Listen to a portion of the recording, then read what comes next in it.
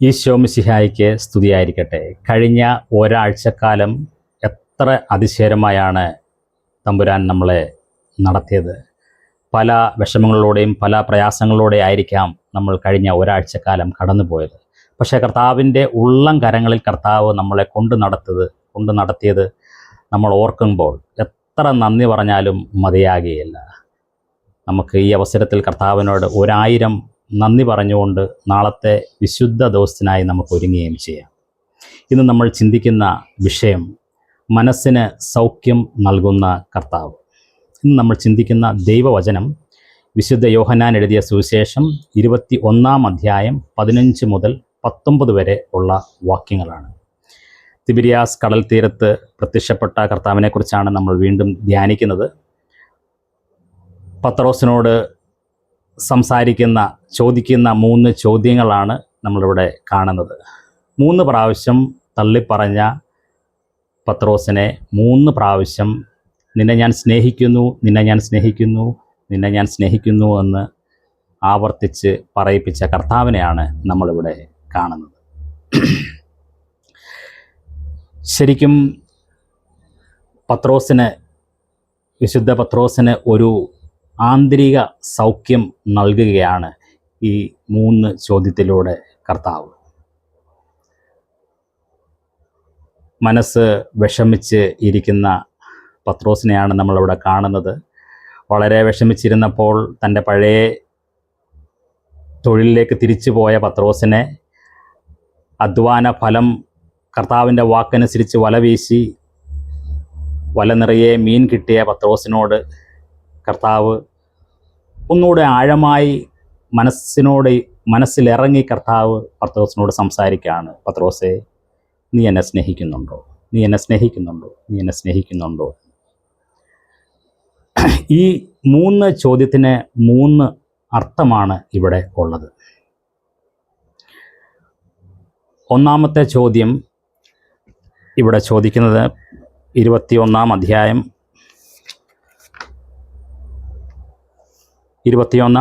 15-ാം വാക്യത്തിലാണ്. യോഹന്നാൻ്റെ മകനായ ശിമോനെ, നീ ഇവരിൽ അധികമായി എന്നെ സ്നേഹിക്കുന്നുവോ എന്ന് ചോദിക്കുന്നത്. അതിന് ഒരർത്ഥമാണുള്ളത്.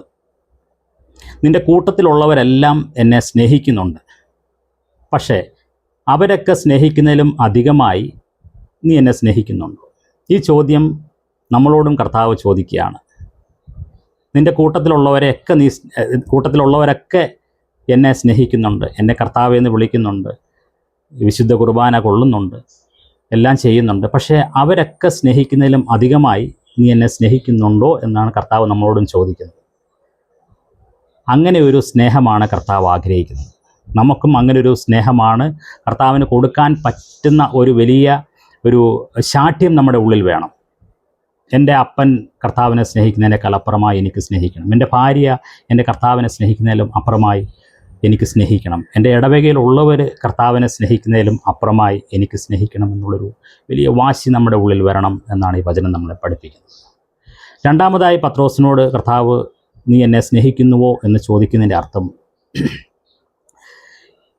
ഇവരെയൊക്കെ നീ സ്നേഹിക്കുന്നുണ്ട്, നിൻ്റെ കൂട്ടുകാരെയൊക്കെ നീ സ്നേഹിക്കുന്നുണ്ട്, നിൻ്റെ കുടുംബത്തിലുള്ളവരെയൊക്കെ നീ സ്നേഹിക്കുന്നുണ്ട്, അവരെയൊക്കെ നീ സ്നേഹിക്കുന്നതിലും അധികമായി നീ എന്നെ സ്നേഹിക്കുന്നുണ്ടോ? ഇത് നമ്മളോട് ചോദിക്കുന്ന അടുത്ത ചോദ്യമാണ്.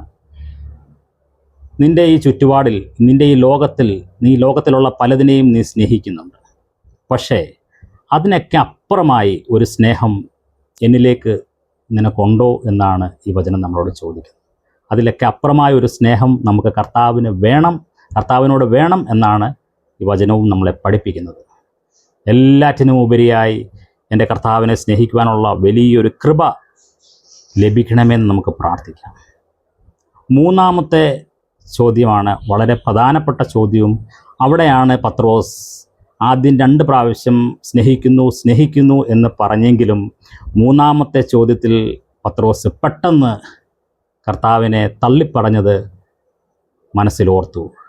അപ്പോഴാണ് പത്രോസ് പറയുന്നത്, കർത്താവേ, നീ എല്ലാം അറിയുന്നുവല്ലോ അപ്പാ, നീ എല്ലാം അറിയുന്നുവല്ലോ. ഞാൻ 3 പ്രാവശ്യം തള്ളിപ്പറഞ്ഞത് നീ അറിഞ്ഞു, എൻ്റെ സാഹചര്യം നീ അറിഞ്ഞു, എനിക്ക് സ്നേഹമുണ്ടെന്നറിഞ്ഞു, പക്ഷേ നീ സ്നേഹിച്ചതുപോലെ സ്നേഹിക്കാൻ എനിക്ക് പറ്റിയിട്ടില്ല. കർത്താവ് ചോദിച്ച ചോദ്യം അതാണ്. മൂന്നാമത്തെ ചോദ്യത്തിൻ്റെ അർത്ഥം ഇതാണ്: ഞാൻ നിന്നെ സ്നേഹിച്ചതുപോലെ നീ എന്നെ സ്നേഹിക്കുന്നു. കർത്താവ് നമ്മളെ സ്നേഹിച്ചത് എങ്ങനെയാണ്? ജീവൻ നൽകിയാണ് സ്നേഹിച്ചത്. അതുപോലെ ജീവൻ നൽകി നീ എന്നെ സ്നേഹിക്കുന്നുണ്ടോ എന്ന് ചോദിച്ചപ്പോൾ ഹൃദയം കലങ്ങി കരഞ്ഞായിരിക്കാം പത്രോസ് കർത്താവിനോട് പറഞ്ഞത്: കർത്താവേ, നീ എല്ലാം അറിയുന്നുകൊണ്ടല്ലോ, എൻ്റെ ബലഹീനതകൾ, എൻ്റെ സ്നേഹ പരിമിതികൾ എല്ലാം നീ അറിയുന്നുണ്ടല്ലോ കർത്താവേ എന്ന് പറഞ്ഞാണ് കർത്താവിൻ്റെ കാൽക്കൽ വീണ് ചിലപ്പോൾ പത്രോസ് കരഞ്ഞു കാണുമായിരിക്കാം. പത്രോസിന് ആ നിമിഷം അവിടെ കിട്ടുന്നത് ആന്തരിക സൗഖ്യമാണ്. ഹൃദയത്തിൻ്റെ വേദനകൾ, ഹൃദയത്തിൻ്റെ തകർച്ചകൾ എല്ലാം അവിടെ നിന്ന് കർത്താവ് മാറ്റുകയാണ് ചെയ്തത്. ഈ വചനം നമ്മളെയും പഠിപ്പിക്കുന്നത് ഇങ്ങനെ തന്നെയാണ്.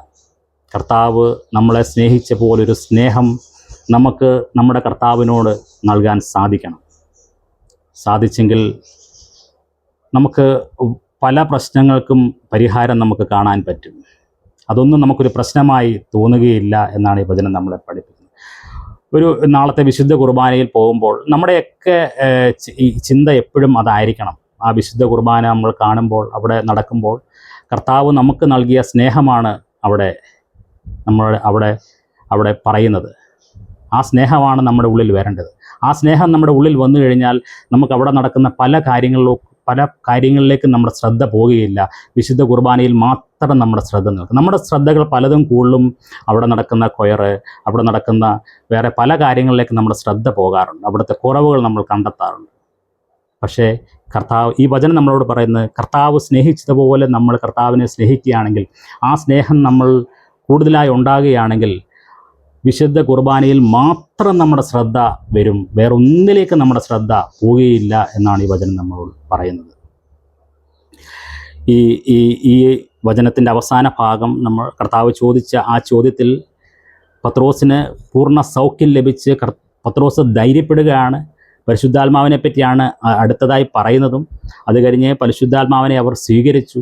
പത്രോസിൻ്റെ അവസാനം നമ്മൾ നോക്കുകയാണെങ്കിൽ കർത്താവിൻ്റെ കാല് ചുംബിച്ചുകൊണ്ടാണ് ക്രൂശിമരണം പത്രോസിന് ലഭിക്കുന്നത്. തലകീഴായി പത്രോസിനെ ക്രൂശിൽ തറച്ച് അത് നമ്മൾ കർത്താവിൻ്റെ